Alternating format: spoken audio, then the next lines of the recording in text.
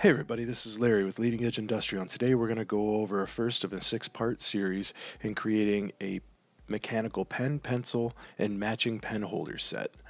If you look here in the drawing or on screen, we have what the assembly will look like when everything's all finished. And what we're going to go over today and over in the first two videos are creating this pen holder, both the top and the bottom section. I'll rotate this around to give you a preview. Here's the top. Then we've got the bottom section right here with 2 slots to hold your pen and pencils, your mechanical pen and pencil. Then we'll do a close-up over here on the pen assembly. Here's what your pen assembly will look like once everything's all machined and polished up. Then what we're going to go over today is the lower finger grip portion here, which showcases this grooved section here. And these parts, pretty simple to make. We're going to be turning these on our lathe. And the second part of our lesson today is going to be on the upper section, the upper pen, the hourglass shape here, as well as incorporating some elements that are seen in the first pen grip section there. So without further ado, let's go ahead and jump in, and we'll start with the lower finger grip section. And I'm going to show you how to step through those parts and create the geometry for it one by one. Go ahead and hit R for rectangle, and let's pick our XY top plane. Grab the origin, and let's do a rectangle out here, and we're going to do a D for dimension, and dimension that 2 inches long. Then we want this dimension to be 0.225. Our diameter is 0.45 diameter, so you could also do 0.45 divided by 2, and it gives you your dimensions there. Now we want to snap a couple lines on the inside here to represent some of the internal geometry as well as some snap points. We're going to hit L for line, and we're going to go try not to grab the middle point here, because then that adds a constraint that we don't want. So just below the middle point, go ahead and snap a line that's horizontal across. Let's do another line above the halfway point, back over. Then somewhere about 1/3 of the way over, let's go ahead and snap a line vertically here, and another one over here vertically. And now let's go ahead and snap one in the middle. Go ahead and it's okay to grab the middle points here.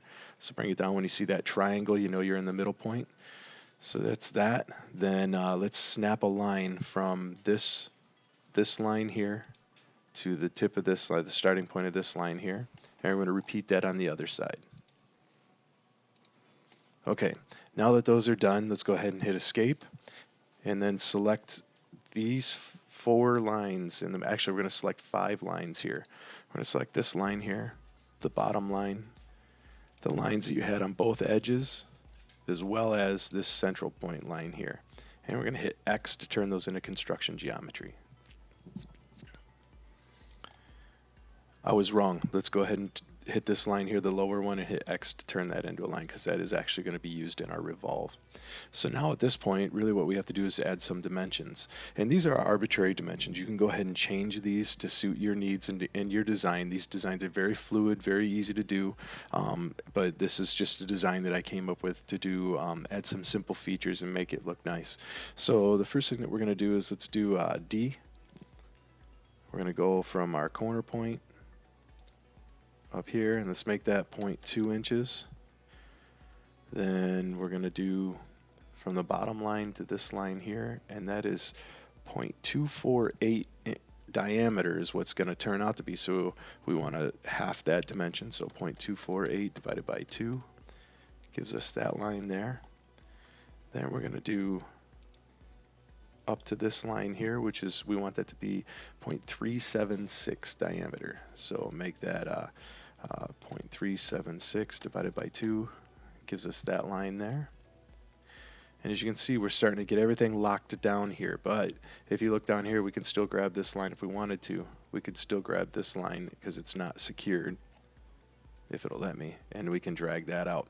But what I want to do is I want to make a symmetrical constraint. I think symmetry in these parts looks really well for the design. So let's go ahead and we're going to grab our symmetrical constraint here on the bottom, select this far point. Actually, we're going to select the points, and then we'll select our center line. And now everything is locked down. So pretty straightforward there.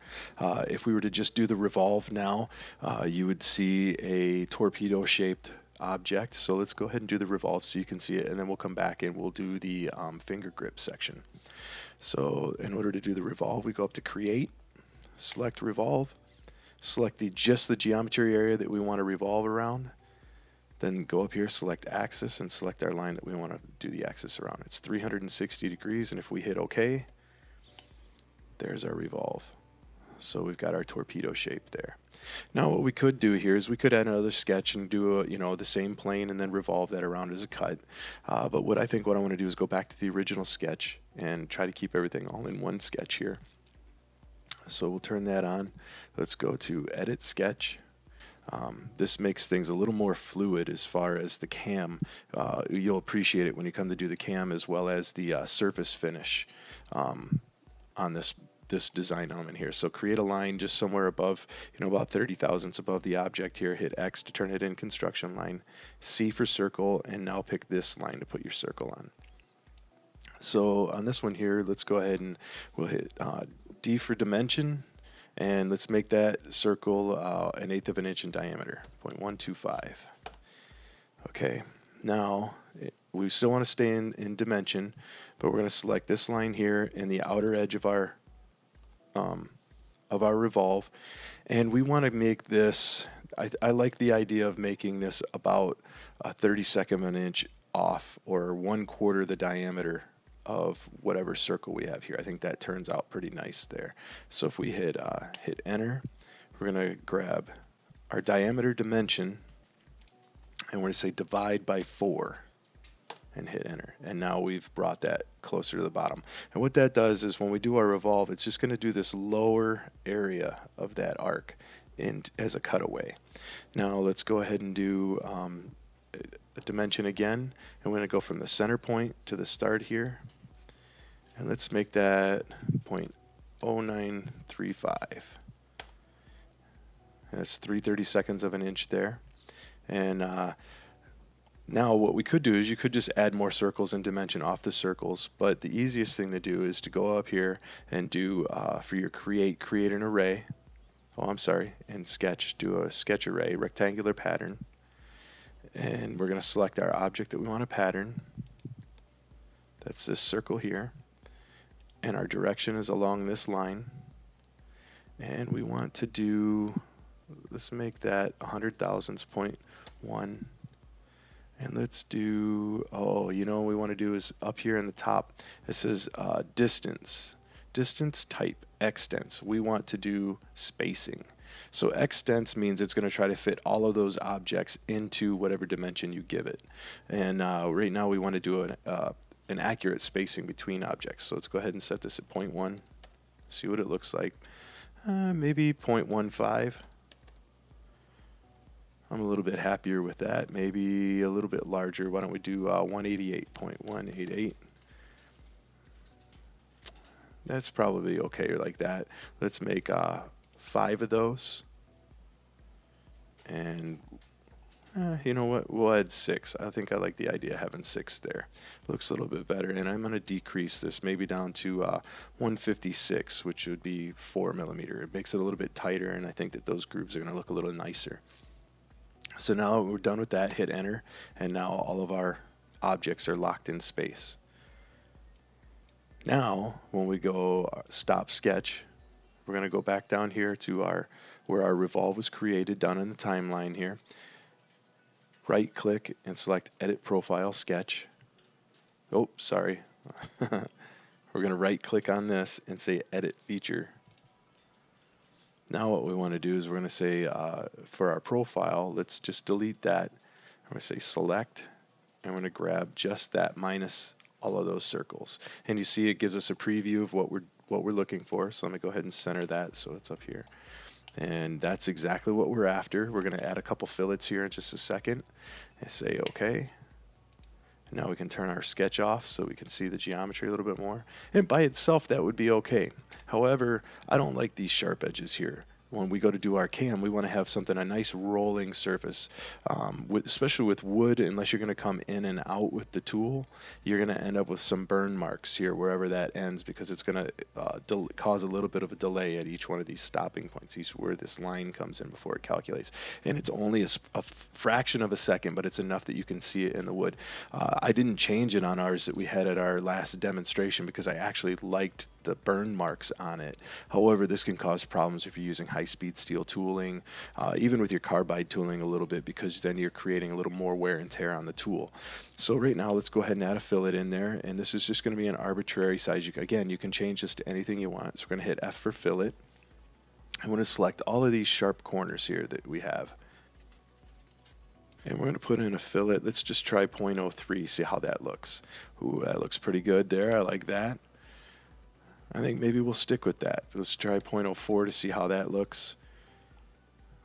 I think I'd like a little bit more of the flat on there. So let's go ahead and right click on it, hit edit feature, and do 0.03. Let's see how that looks. Yeah, so I like how it comes in and out, nice and rolling feature there with a little bit of a flat here in this section. Give you something to grip onto with your fingers. It comes out and it rolls really nice into this lower section here. This coming into the upper torpedo section, it comes out and just goes right into a nice smooth profile. So that's going to be a nice looking object when it's done. All right, so right now we're done with the lower finger portion of the pen. So let's go ahead and let's create a new document. Let's go ahead and create a new document, and we're going to do the upper section of our pen here. This one's pretty much the same thing. We're going to start off with pretty much all the same geometry. The dimensions and everything are going to be almost identical on many of the aspects of it. So, you know, what we could have done too is we could have also copied that and deleted some of the features there. But I think I want to take you through and kind of help you step through the CAD design here a little bit more. So let's just go ahead and hit R for rectangle, select our XY pattern. We're going to grab our origin, so we lock down one corner of the object. We're going to click that out, hit D for dimension, 2 inch in length, because that's what our blank size is. This is 0.45 divided by 2. This is 0.225. Again, we're going to sketch some lines off in the inside, so hit L for line, and do vertical just below the halfway, vertical line just above the halfway. We're going to do a line, or horizontal line. Horizontal line, another bit of a distance, horizontal line from the midpoint, snap it down. Then let's go ahead and add our smooth transition in and out to the upper and lower section by creating this guy here, this line, endpoint to endpoint. Now we're going to do actually the center point line. Let's go ahead and do this. Let's hit escape. Let's delete this line, and we want to do a longer line off of here. So let's create this line here, and we're going to set that out, and you'll see for reasons why we did this. Let's get rid of this extra line here in just a second when we go to do our hourglass shape. So now let's go ahead and grab some dimensions here, or before we do the dimensions, let's go ahead and select our lines that we want to turn into construction geometry. Select those by hitting Control Select on any of those lines that we want to do. Once you've got them selected, hit X, they turn into construction geometry. So now that we're no longer concerned with those as far as creating geometry off, let's go ahead and add our other dimensions to take care of the internal geometry, as well as our where our edge is going to come down here. So hit D for dimension, our lower line, select that lower line here, and we want that to be 0.248 divided by 2. Because this is where our brass tube goes into place. And then for this guy here, we want that to be 0.376 total in diameter. 0.376 divided by 2 gives us the radius length of that. And from this tip here to this line here is 0.2.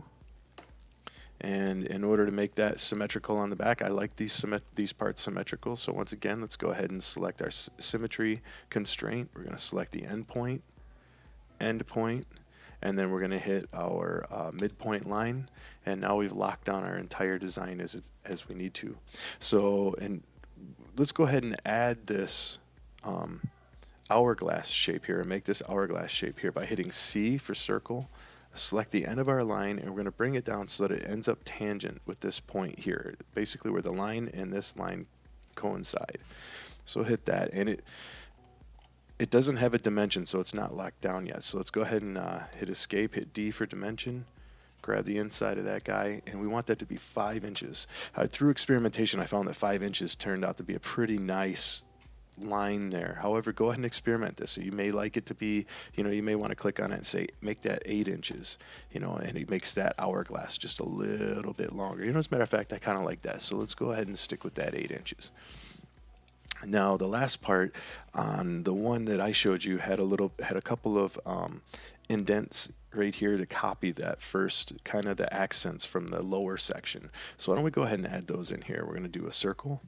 And you can see our design's getting a little bit cloudy here, a little bit, things are interfering. So maybe what we'll do is we'll save those circles for the next operation. And let's go ahead and let's hit escape, and we'll go up to our sketching or our create, and we're going to hit revolve. Select just the geometry that you want involved in that revolve. Then hit select for axis, select that line, and now we've got our hourglass section. There we go. We got a nice flowing surface right here in the middle. And we're going to add some fillets here. And then we're going to add a couple of those divots like we had on our front edge there. So let's go ahead and we're going to hit C for circle, select our XY plane again. And let's actually, before we do the circle, let's create a line. Let's do a line here, horizontally here. Let's double click so we can get our geometry in the middle. Hit line again. For our center point, we'll go all the way down to the center point here by selecting them and hitting X. And let's go ahead and maybe we'll add one more line here, because then we can constrain this guy where we need it to be. So let's go ahead and add one more line.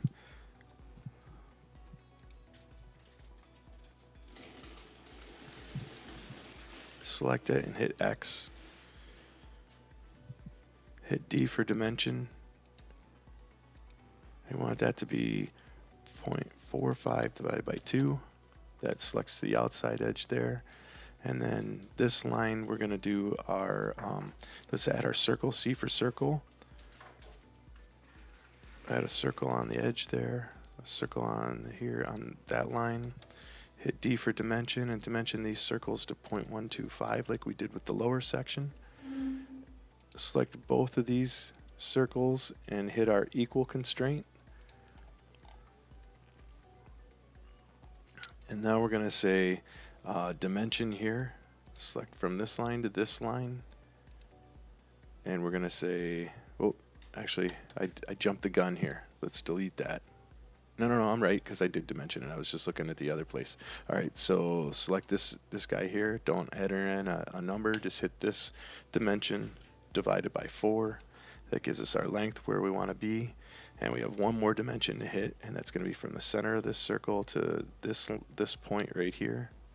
We want that to be 0.094 or 0.0935.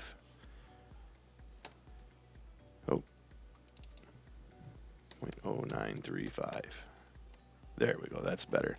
Now, what we can do is, since we've got a line here that's snapped to the point, we can create another line, find our middle point, snap it straight up, hit escape to cause the line to hit, touch that line, or select that line and hit X. Now it's geometry, and let's do a symmetrical constraint. So select our center point of our circle, each of our circles, and set our center line, and now we've got all of our geometry locked down. Now, let's go back to our sketch, say edit sketch since I exited out of there. Now we're going to do create, revolve, select our objects that we want to revolve, select our axis that we're going to go around, and because we already have a solid object, it's going to default by cutting. That's what the red area is here, so it's going to cut that circle out of our geometry. We're going to say OK, and now we've got our sections that complement the lower portion of this. And I think maybe what we might do is try to center those a little bit more here rather than trying to make them like they were on the bottom section. But why don't we take a look at it when we're completely done with the assembly and see how it looks. So for now, we've got this portion done. So let's go ahead and hit F for fillet, select all of our sharp edges that we want, Want to add a fillet too? Let's do 0.03. And there we go. Now it matches our lower section. Nice, good, smooth, rolling, flowing surfaces are going to help us when we create this geometry in the cam. And there we go. The next step is we're going to hit the CAD cam, or we're going to move to the cam portion of this, and we're going to cam it up for our lathe, for the HX series lathes and mills. So if you like what you see here, please click like and subscribe below, and I will see you at the next instructional video where we go over creating the pen holder. In next week's videos will be the CAD or the cam section, and the following week's videos, or the part 5 and 6 of the series, are going to be machining our parts.